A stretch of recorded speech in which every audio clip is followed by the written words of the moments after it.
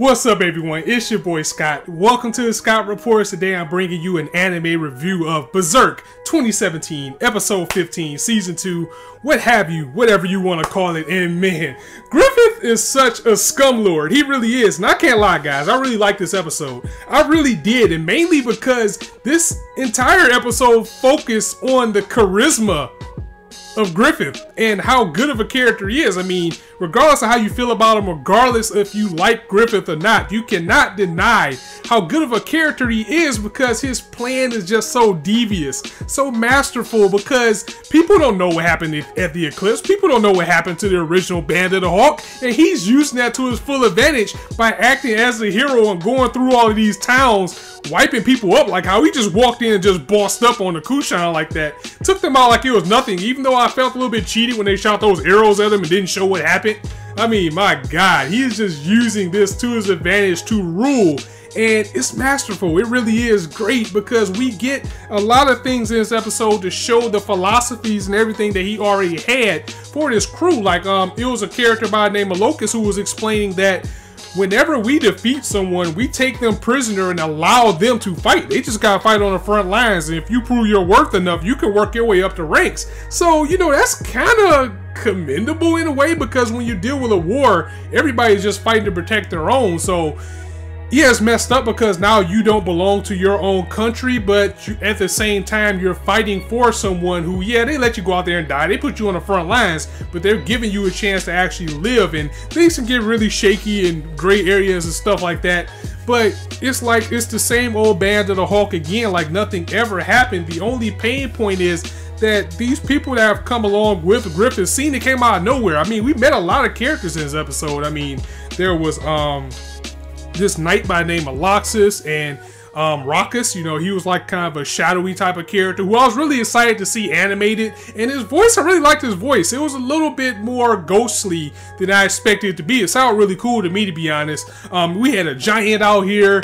We had this dude with this bow and arrow. I mean, it's been so long since I've seen these characters, and the thing is, this episode just kind of glossed over who these people are, that it's almost a shortcoming. It seemed like they came out of nowhere, and we're missing how Griffith actually got these people on his side, and it only leaves you to assume that this story that we told of them taking people in must be the only way. But at the same time, I mean, you gotta bow down to Griffith. This episode might as well just been called Bow Down, and especially when you got the man Zod on this side too. I mean, that's enough alone. And it just straight up looked like Dynasty Warriors, the way they were just going through these armies, just ripping everybody apart with no effort. And then we see his girl Sonya, who is so captivated by Griffith that she thinks it's beautiful. She's like, oh my God, you know, I hate the smell of blood. This is disgusting. It makes me want to puke. But it's so beautiful to see this beautiful man in this light and people following him and him leading us through this. It's almost like she is devoted to him, like he's a god. And that's exactly what Griffith wants. And again, it's things like that that you can't hate about the character. I mean, he's so scum, he's so bad because you know he's evil. But at the same time, he's sitting there with the people. He's standing up on a ledge. People are like praying, and he's using the souls of everybody that lost their lives in these wars. And he's like, I can show you them again before they go on to the place that they go, heaven or hell, which he's probably sending them to hell. I mean, come on. I mean, in fact, it's just like the way that he's spinning everything to his will and getting all these people under him. You can't be mad at it because it's just so damn devious that you love it. I know I do. And that's what makes Berserk what it is. Characters like Griffith, we hate him. We hate his guts. We want Guts to get his revenge. But how is he gonna do that? Because Griffith is paying himself to be a hero in this point. It's gonna be very hard for that to happen. And those were some of the bright points of the episode. One of my favorite parts of the episode was actually Guts himself, though. Seeing Guts accepting Farnese and Serpico into his party, because this is a change for Guts himself. This is a change that he sees in himself and recognizes in himself. He was like, the old me wouldn't have even took these people. They would have just left and let them go ahead. And he told them, you know, if you want to follow me, you're gonna have to recognize that you will not get any sleep. You're gonna be fighting all night with me. You know what you're signing up for. And Farnese is coming to him because, just like I said in the last two reviews, her world was turned so upside down with what was going on with the Holy See and meeting Guts that she wants to see what's out there. She wants to know what's out there. She wants to battle the evil that she thought that she was actually going against with the Holy See, and she wants to learn from Guts, the man who showed her how to do this better than the person that she worshipped for so long. Ah, man. And for him to recognize that, it was good, because Guts realizes that he can't finish this battle alone. He can't. He's going to need some people to help him. And also, he recognizes himself that he's scaring himself with what he's doing, even with him hurting Casca. And he goes back and think of, like, when was the last time that Casca was this happy? And she seems to be happier with more people around. With him recognizing that in his own indirect way, he's kind of saying, if you want to follow me, then go ahead. I'm not going to tell you what to do. But at the same time, it's like he's saying, you know what?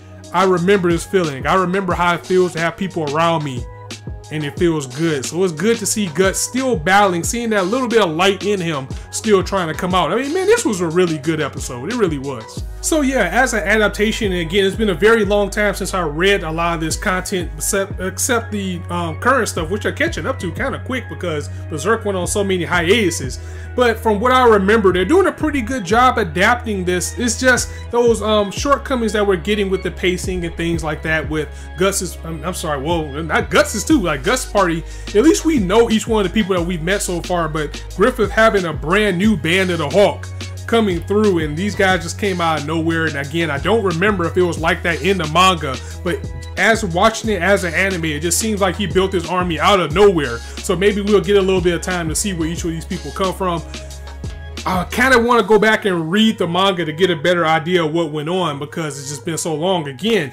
But other than that, yeah, it was a very solid episode. I mean, this was probably my favorite episode so far, maybe of the entire series. I mean, I really like this episode, showing the two dynamics of Guts' side being built in his party, then we got Griffith's in his party, and this guy being basically, he's almost seen as a god right now. People are worshiping him in a way, and that's exactly how Griffith wants it. And for him pulling this off so masterfully, I gotta clap. I'm sorry, I gotta clap for Griffith. I mean, I'm Guts all the way, but I cannot be mad at the plan that Griffith has to get ruled. The only thing is, when's he going to stop? Because you know he's not going to want to stop at one kingdom. Why stop at one kingdom when you can be a god? But hey, that's another story. So guys, let me know what you thought of this episode of Berserk in the comments below. If you liked the video, go ahead and drop it a like. And if you want to hear more, go ahead and hit that subscribe button. There's not a shortage of content you indulge on this channel. Fridays is a full day. I got a little bit of extra time today, so there's still Recreators that has to come out. And also Rage of Bahamut. So I will try to get those out today. They'll definitely be, everything that I'm reviewing will be out by the end of the weekend. But I'm going to try to do as much as I can today. And tomorrow, you know, we're going to get it in for a live reaction of Attack on Titan and Boku no Hero, both season 2s. So I'm going to go ahead and get out of here. So guys, as I always say, you guys can be anywhere on YouTube right now. You chose to listen to me. I really appreciate that. So thanks for stopping by. On that note, it's your boy Scott signing out. See you soon.